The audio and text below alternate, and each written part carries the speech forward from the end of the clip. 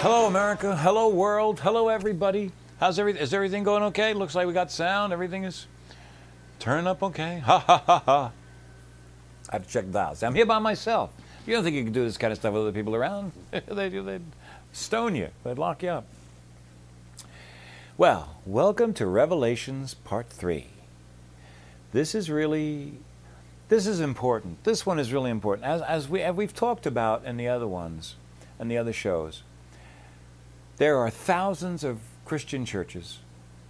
There are millions of Christian worshipers. There are probably hundreds of millions of Christians in the world. And the single most important thing that Jesus taught them to do, they do wrong. Pardon me. That is such a shame. It's such a shame. And it's such a simple thing. It's easy to understand why it happened. The purpose of all of these Revelation shows is to take us the next step from all the work that was done in the Old and New Testaments and build on that. Great foundation. Build your house on a foundation of stone. We have all that information. It's all good, it's all great, it's all wonderful. Just like the New Testament interpreted the Old Testament in some ways. What we're doing now is building upon that information so that you, wonderful people, can take the next step to whatever they call it. Who knows what they're going to call it? And for those of you who know what's happening, why it's happening, and what's going on here, it's nice to have you here. It's nice to think that there are a few right now with us in real time that understand what's going on. Okay. The Lord's Prayer. And we'll cover a few things in this show, but the Lord's Prayer. And they asked Jesus how to pray, and he showed them by saying, Our Father, who art in heaven, hallowed be thy name. Thy kingdom come, thy will be done on earth as it is in heaven, etc., etc., etc. For the past 2,000 years, 2,000 years, have any idea how long 2,000 years is? It's a long time. It's just an eyedropper when you could look at space, but 2,000 years is a long time. Well, let me just tell you, for the past 2,000 years, that activity has been misunderstood. Go back to the Sermon on the Mount we talked about. Go back to getting to the Father through me, and you'll get a hint. They asked Jesus how to pray. How did Jesus teach? Jesus taught through example. Jesus taught by telling stories, by illustrative example, we would call it today. And just as a footnote for those of you that are keeping track, this is the closing of that loop. The Revelation series of shows is headed towards December 21st, 2012, when we will present a 1-hour show, which will encapsulate all of these ideas in an easy to understand, bum, bum, bum, bum, bum, bum, bum. But I thought I would start now in preparation for that. Till the land, so to speak. Get some seeds planted ahead of time. Because the fact of the matter is, it's been important that Jesus be allowed to become a man. With a wife and a child, that I don't know. I wouldn't be surprised at all. It takes nothing away from what he did. It takes nothing away from what he said. Indeed, it shows that he was loved, not just by his disciples, but by a caring, wonderful woman who stood by his side. How could that make him less a man? I don't understand it. Okay? When they made Jesus divine, they robbed you of an opportunity to be like him. They elevated him past you, and that's not good. It's not acceptable anymore. For the past 2,000 years, we have been over here looking at something we can't ever accomplish because it was supernatural. He was more than a man. Whereas if they had allowed him to be a man, that's what we're doing now. We're reestablishing Jesus as a human being. We're elevating him in some ways. Pardon me. We're elevating him because he did wonderful things as a human being. He did not insert himself between you and the Lord. He didn't do that. That's how it was misconstrued over the years, but that's not what happened. He was trying to show you that divinity, your relationship with the Lord, is a private thing that you have with God, that nobody can take it from you. It's yours. You have it. Even if I'm not here, you have it. Even if there had never been a Jesus, you would have that relationship. But he educated you to let you know it was there. And it's gotten a little bit corrupted, a little bit misdirected so that now you feel, well, the church is this and it's that and it's that. Church is a great place for fellowship. They do good work. You meet with your friends. It's great and all that stuff. But you do not need the church to go to heaven. And that's a fact. Your relationship with God is a one-on-one thing. That's what I'm here to tell you. You need nobody and nothing to have a relationship with God. It's a private and personal, individual thing. Now, the Lord's Prayer.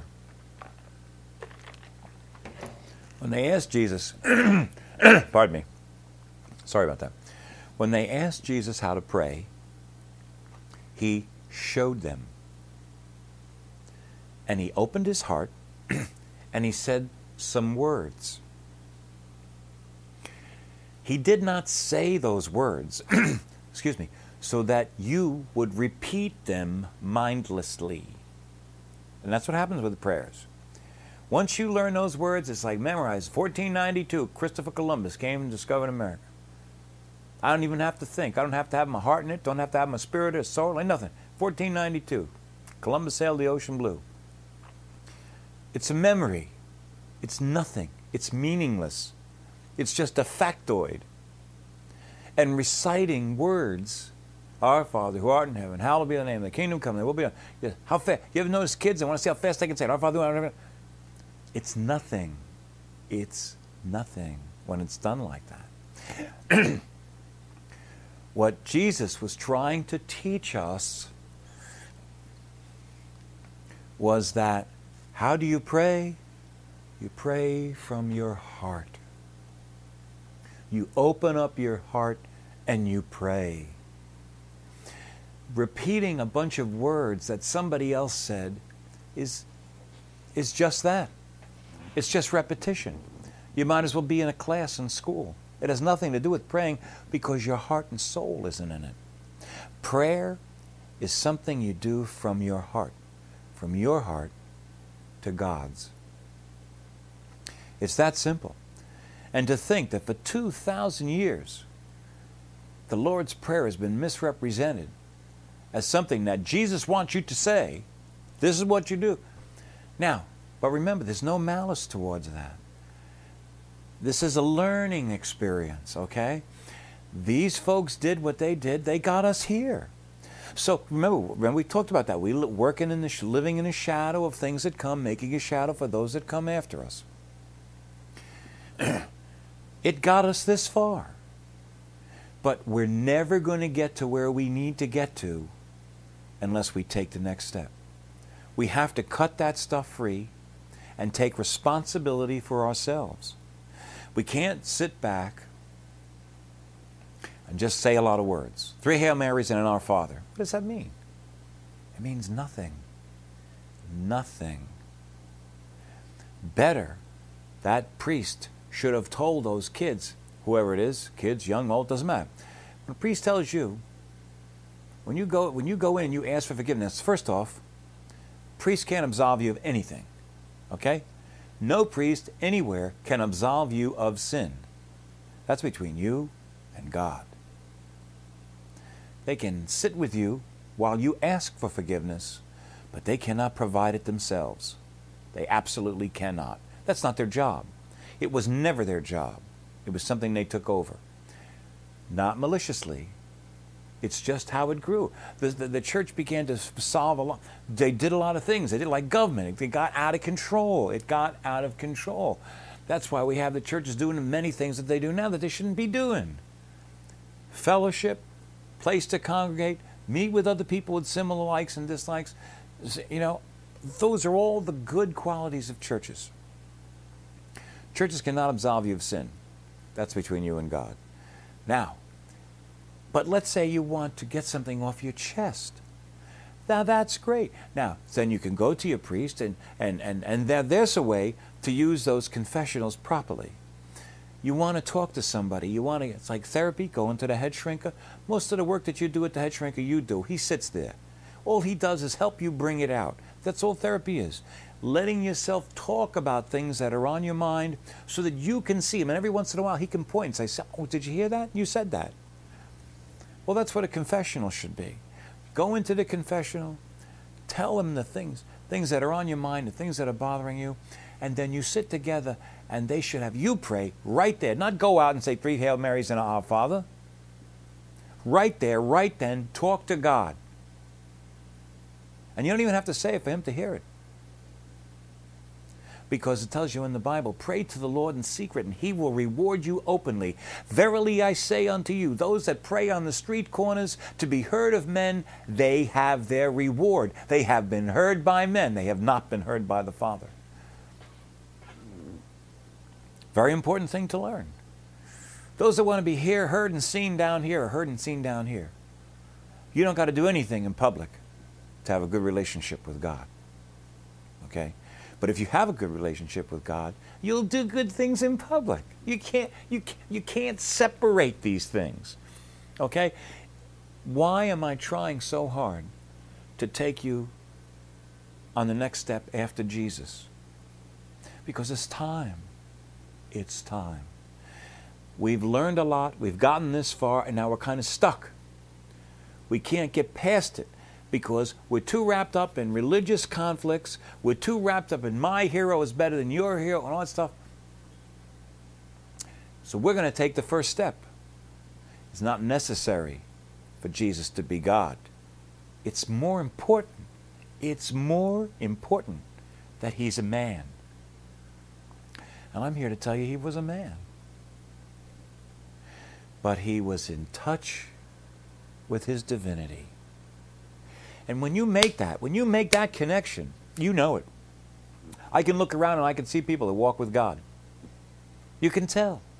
You can tell that they walk with God. Okay? And none of them can walk on water. None of them can turn water into wine. And Jesus couldn't do it either. Ooh, did I say that? Yes. Do you want to know why? It's irrelevant. And as long as we need Jesus to walk on water, we rob man of trying to do the good things he can do. We want to encourage our fellow human beings to be the best they can. We don't want to tell them they can't walk on water. We want to tell them walking on water don't mean anything. You walk on water,